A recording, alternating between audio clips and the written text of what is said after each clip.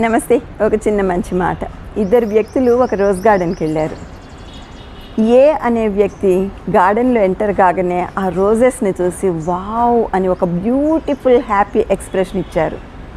B అనే వ్యక్తి ఆ గార్డెన్లోకి వెళ్ళి ఆ ప్లాంట్స్ని చూడగానే అతని దృష్టి థాన్స్ మీద పడింది, ముళ్ళ మీద పడింది.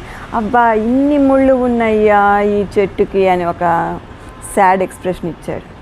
చూసారా, ఇద్దరు వ్యక్తులు ఒకే గార్డెన్కి వెళ్ళారు. రోజు ప్లాంట్సే ఉన్నాయి, రోజు ఫ్లవర్స్ ఉన్నాయి. ఒకళ్ళేమో ఫ్లవర్స్ బ్యూటీని చూశారు, ఫ్రాగ్రెన్స్ని ఆస్వాదించారు.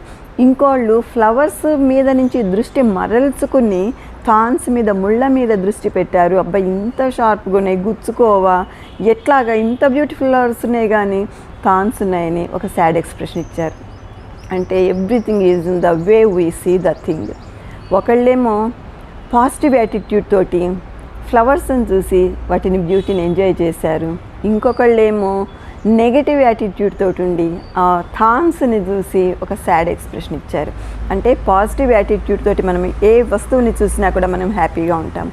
నెగటివ్ యాటిట్యూడ్ తోటి అదే వస్తువుని చూస్తే అన్హ్యాపీగా తయారవుతాం.